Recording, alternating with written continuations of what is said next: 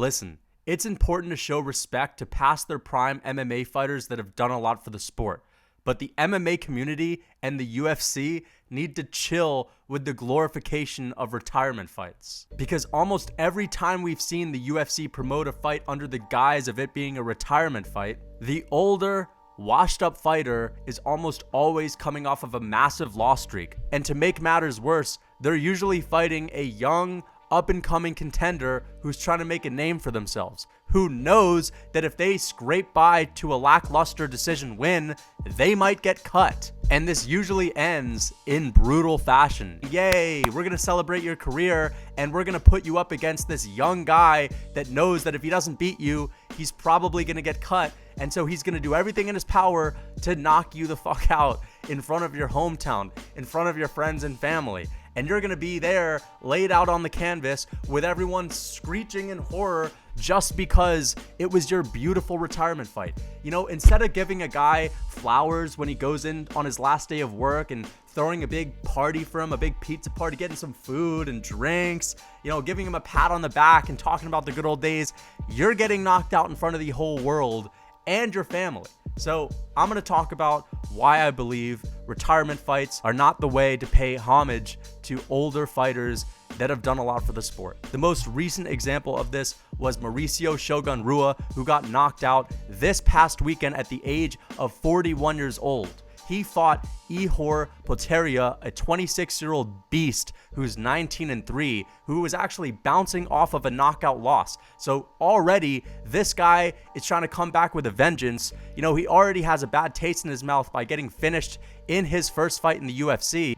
And the last thing he wants to do is have a close fight with the 41-year-old grandfather Shogun, who was coming off of 2 losses, his last win against another 40-year-old man in Antonio Nogueira.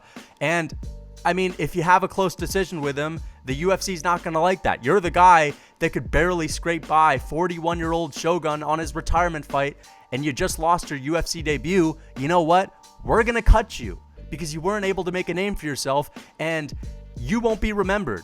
The only thing that will be remembered on that day during that fight was the fact that Shogun went out on top, went out with a win. And obviously, that's usually not how it goes because he got knocked out brutally in the first round. When this was first announced, I heard a lot of people saying how wonderful Shogun's retirement fight. Isn't this so beautiful? A wonderful way to pay respect.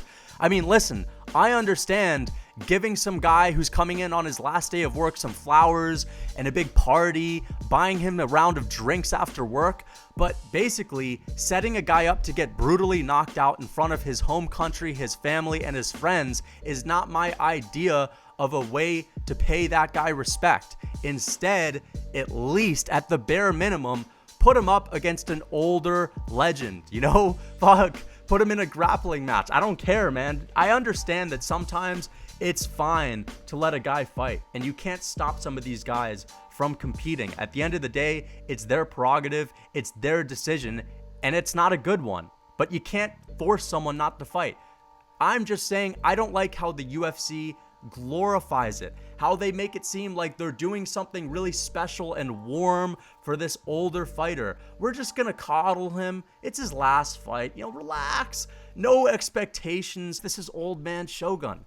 You know, pay him some respect. Relax. Watch the fight. It's Shogun's retirement fight. Warm feelings. But this is completely insane given the fact that they're usually brutally KO'd. And so the last thing we see of Shogun Rua is a busted up face after he's just been knocked out. And guys, I don't think it's worth it to see a lamb going into his slaughter just so I can see him drop his gloves in the middle of the octagon and the fans give him a little bit of a standing ovation. I understand if you want to put like Donald Cerrone up against an old vet like Jim Miller, that's okay. I don't mind a Tony Ferguson versus Nate Diaz, but let's not forget that Nate Diaz, after a long career of taking tons of brain damage, he was pitted up against Khamzat Chimaev, the biggest monster that we've ever seen at welterweight, a guy who's getting ducked by fighters that are ranked in their prime. I mean, this is a guy that just beat Gilbert Burns, and it was sold as some kind of retirement fight. And actually, I'll give the fans some credit because they were opposed to this. They didn't like the idea of Nate Diaz fighting Khamzat Chimaev. And actually, a lot of the blame is on Nate Diaz for taking the fight to begin with, because apparently he had turned down a lot of other opponents, saying that I'm going to fight Francis Ngannou. I'm going to fight fucking Israel Adesanya. I can't do a Nate Diaz impersonation, but I'll just say that's what he was saying. He was saying, I'm not going to fight anyone unless they're a champion, and I'll fight the baddest guy. He was turning down names of people that would have been a more closely contested bout.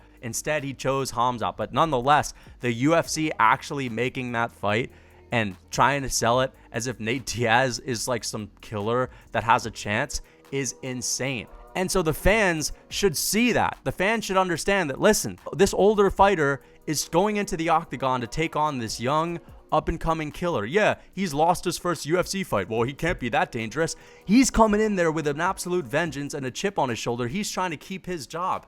He knows, if I can't get past Frankie Edgar at Madison Square Garden, if old man Frankie, who's in his 40s, beats me, or I take him to a decision, that's it. The UFC won't even want me in their corporation because they know that I can't make fans. In fact, the fans would get upset at a younger fighter going to a boring, lackluster decision over an older legend.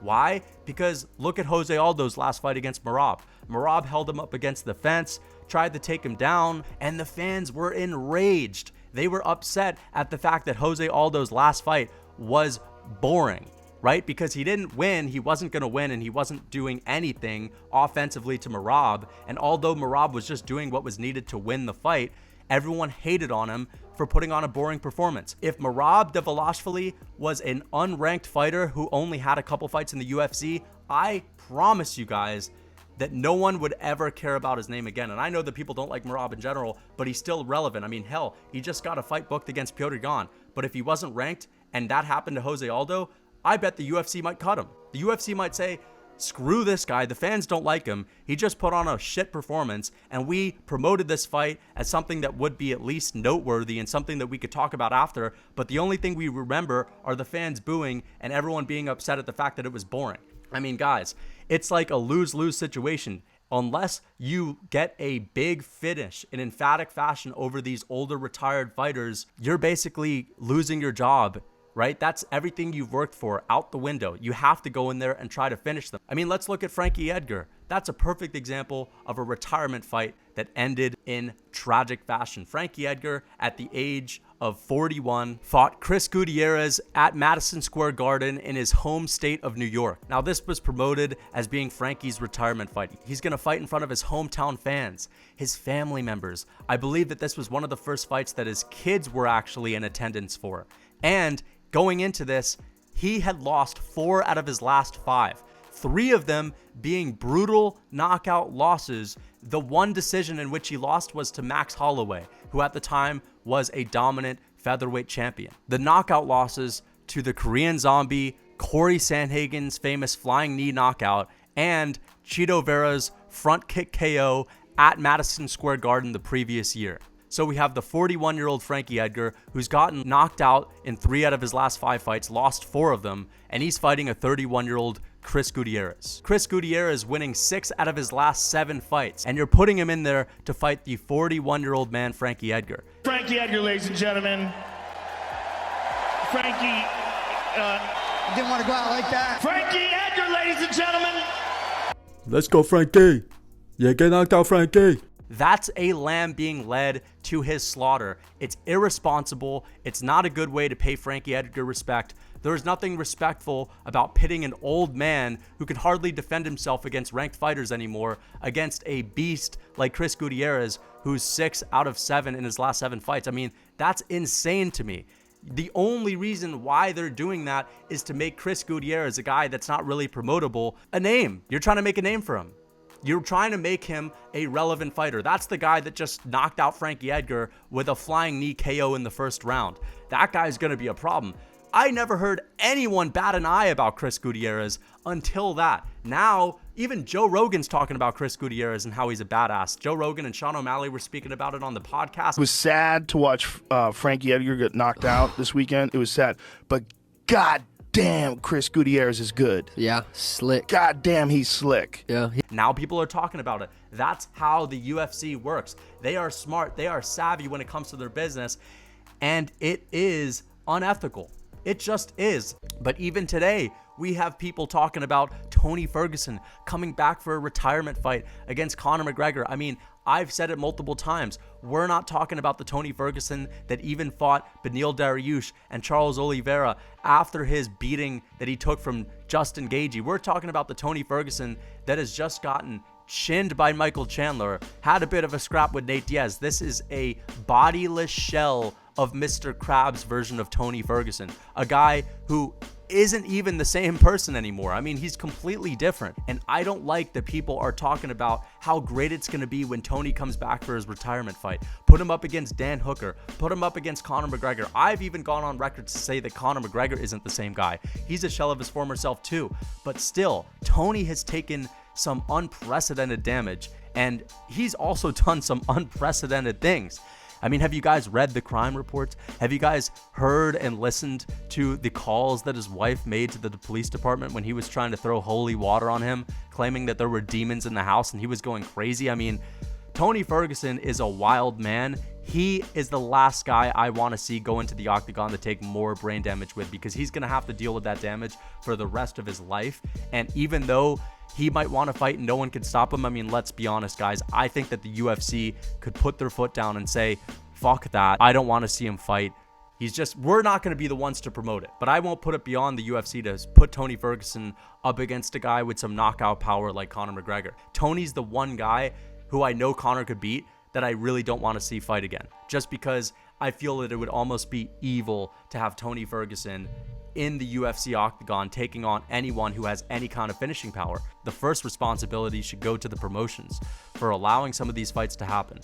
And for example, the UFC, they don't need Frankie Edgar to fight, but they also have some sway. They can also at least show some decency and say that, listen, Frankie, you've been knocked out a bunch before. We're not going to put you up against a highly ranked contender. We're going to put you up against this other older fighter that basically isn't all that good anymore either, like a Tony Ferguson versus Nate Diaz.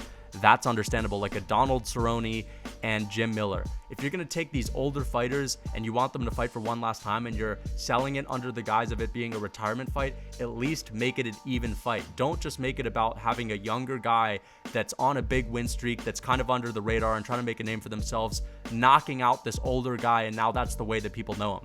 Like, it's a good way to blow that name up, but it's not an ethical thing to do, and it's not a way to pay respect to these older guys. I understand that these are grown men and they can make their own decisions. If they want to fight, you got to let them fight, but it should be discouraged. It should be discouraged, straight up.